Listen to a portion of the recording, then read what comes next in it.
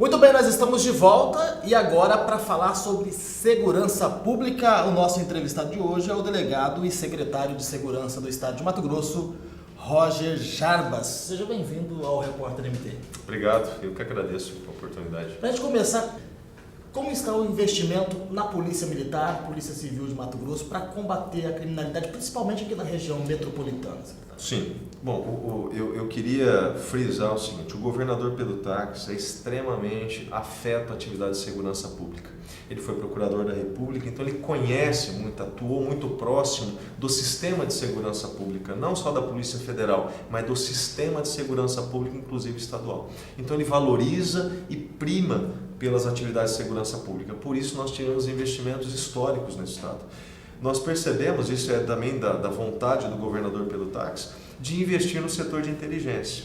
Nós tivemos aquele fator, aquele evento, assim que eu assumi a secretaria, que foi aquele salve que partiu da Penitenciária Central do Estado, determinando que ônibus fossem incendiados, policiais fossem mortos, agentes prisionais fossem atacados, as famílias dessas pessoas fossem vitimadas. Em 24 horas a gente conseguiu identificar a maior liderança desse grupo criminoso, dessa organização que determinou a ordem de ataques aqui fora.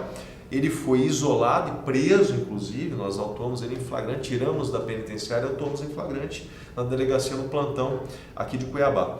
E em mais 24 horas nós tínhamos identificado as demais lideranças, elas tinham sido isoladas, retiradas do sistema penitenciário, que era da Penitenciária Central do Estado, foram também autuadas e foram espalhadas no Estado, evitando, obviamente, que novas ações dessa natureza ocorressem. Isso é fruto do quê?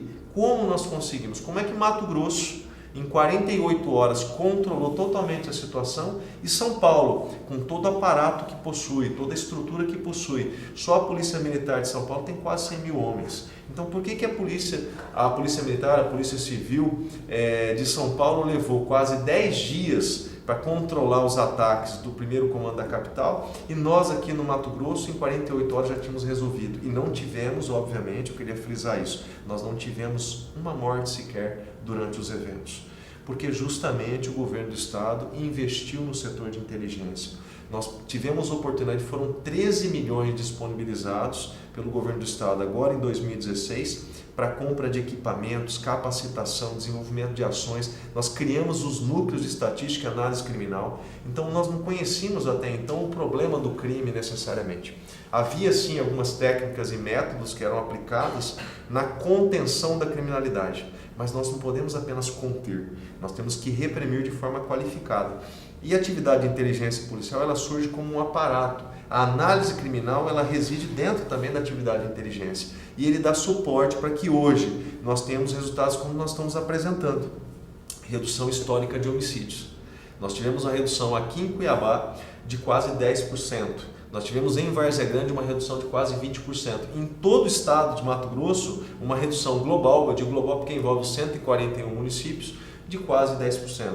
Então, esse dado é histórico. Nenhum estado do Brasil reduziu tanto homicídios em um ano como o Mato Grosso. Mesmo com essa redução aí na criminalidade, a população ainda tem essa sensação de insegurança para sair à noite, para andar na rua, principalmente roubos à residência, que tem cada vez mais aumentado no estado. Você abordou um tema muito importante. O crime patrimonial grave, o roubo, o latrocínio, ele estava em avanço. De janeiro até abril de 2016, nós saímos lá de 800 roubos ao mês aqui em Cuiabá, por exemplo. Eu vou citar Cuiabá como exemplo para poder ponderar em relação aos outros locais do estado. Saímos de 800 roubos ao mês e chegamos em abril a 1.250 roubos registrados em Cuiabá. Registrados. E isso foi no Brasil todo. Fruto, claro, vários fatores interferem. O desemprego, a crise econômica financeira, o consumo de drogas que tem aumentado, os dependentes químicos, enfim, são vários fatores. Mas o principal é a questão econômica.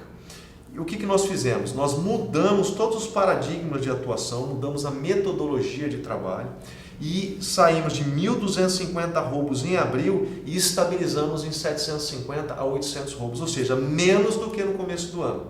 Se nós compararmos 2015 com 2016, nós vamos presenciar um aumento da criminalidade. e houve um avanço do ponto de vista estatístico. Por quê? O sistema de registro de ocorrências policiais ele não era perfeito em 2015. Então, nem todas as unidades faziam o registro das ocorrências pelo SRLP, que é o sistema que a gente utiliza hoje.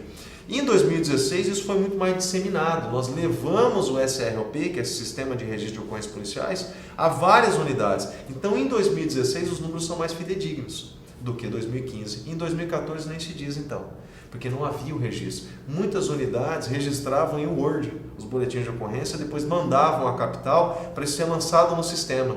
Milhares, eu friso, milhares de boletins de ocorrência permaneceram apenas no papel, porque sequer foram lançados no sistema.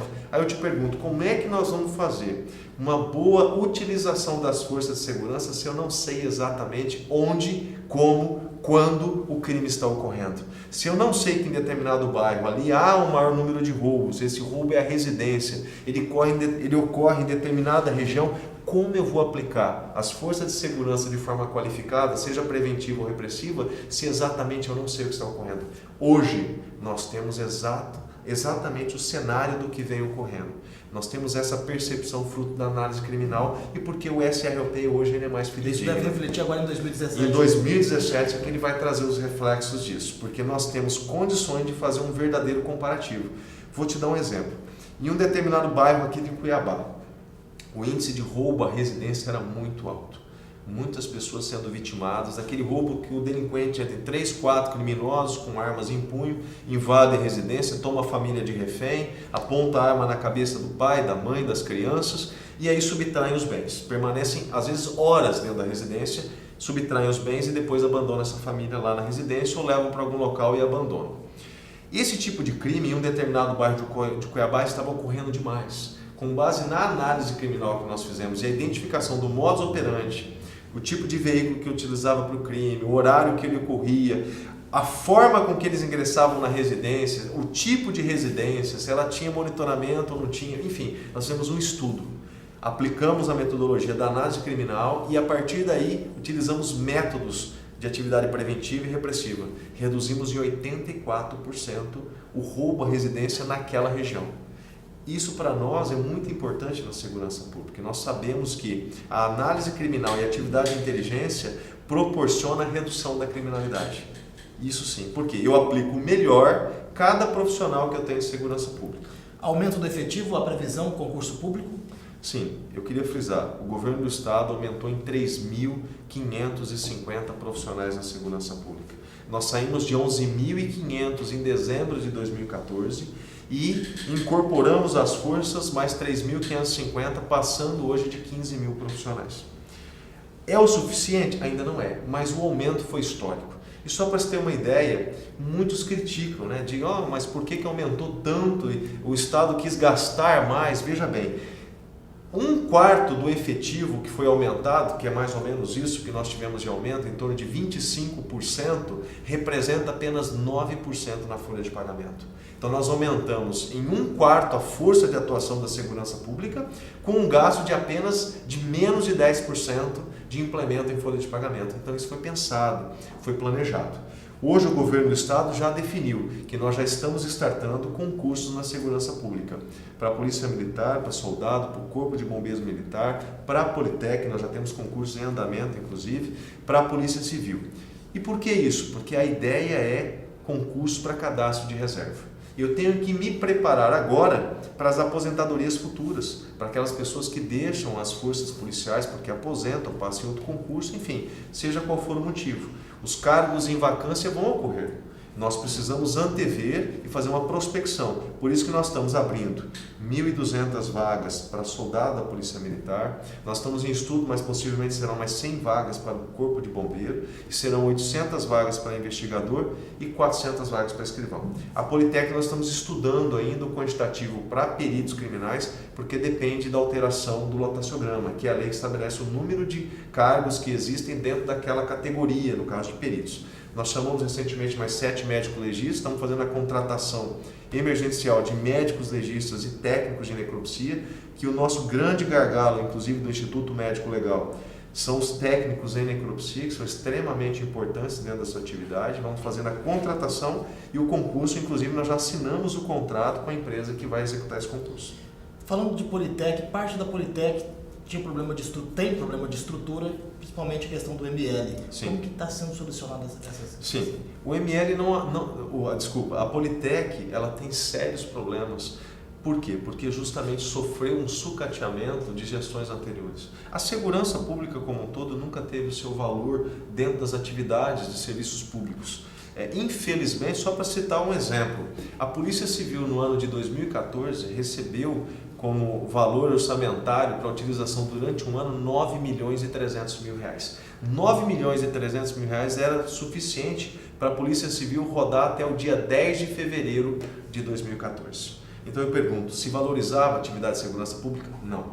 O governo do estado, o governador Pedro Taques, reverteu esse quadro e investiu muito mais em segurança, saúde e educação, que é o tripé de sustentação das atividades sociais. E, pensando por esse prisma, investiu muito em segurança pública. Esse investimento na Politec tem sido maior agora. Nós estamos tentando resgatar o déficit de investimento que ocorreu na Politec. Só para você ter uma ideia, a Politec recebeu exclusivamente para investimento, eu não estou falando de custeio, eu não estou falando de comprar reagente, de comprar equipamento de uso ordinário. Que faltou muito, inclusive. Alguns faltaram. Na verdade, esse ano o que faltou, nós estamos aqui para dizer a verdade, ela tem que ser dita, houve sim uma ineficiência dos sistemas que nós temos de aquisição. Não só isso. Alguns equipamentos, como por exemplo luva cirúrgica. A luva cirúrgica, algumas empresas importam esse material para vender para as politecs, para as criminalísticas, para os institutos, enfim, que utilizam esse equipamento, os hospitais. E nesse processo citatório, o prazo de entrega é sempre muito longo, porque depende do processo de importação. Nós compramos, demorou, o sistêmico da Politec e o sistêmico tanto da Secretaria como das Forças de Segurança Pública como um todo não tinham ainda a expertise necessária para poder fazer esses processos com celeridade dentro de um tempo hábil. Nós alteramos totalmente isso, mudamos a instrução normativa, alteramos a questão jurídica da Secretaria, o entendimento jurídico foi muito mais aperfeiçoado, nós trouxemos profissionais com uma expertise muito maior e com capacidade para exercer, e já vamos começar esse ano, em janeiro, com os processos de aquisição. Mesmo que, por exemplo, luva cirúrgica, eu tenho um contrato até agosto de 2017, mas eu não vou esperar até próximo para executar. Nós já estamos executando os processos de aquisição agora, então isso vai melhorar muito. IML, Instituto Médico Legal.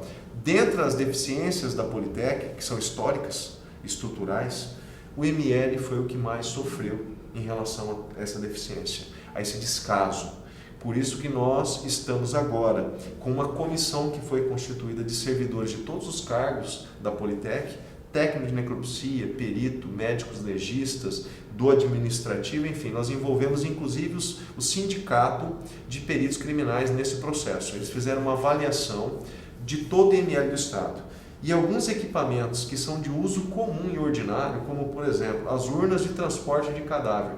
Nós detectamos que várias urnas estavam totalmente destruídas, não tinha mais como ser utilizado.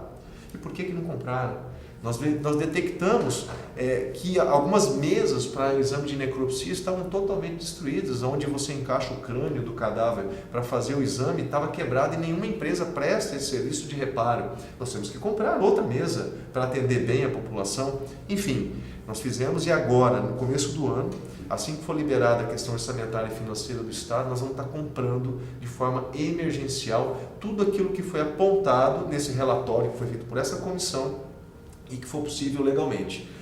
Os outros equipamentos que dependem, obviamente, de um processo licitatório, nós vamos estar executando já agora no começo do ano para regularizar a situação da ML. Nós temos obras previstas de reforma e reestruturação dos institutos médicos legais em várias regiões do estado, inclusive de algumas unidades da Politec, e nós acreditamos que esse ano vai ser um ano completamente diferente, justamente porque nós temos mais conhecimento na área sistêmica. E porque a Secretaria, apesar de ter uma história de décadas, ela não tinha um sistêmico totalmente capacitado para executar toda a atividade que é necessária. Nós temos centenas de processos de aquisição na Secretaria que tramitam. Esse ano eles tramitarão de forma mais célere, com maior eficiência, e nós vamos sim devolver à população aquilo que é necessário em prestação de serviço.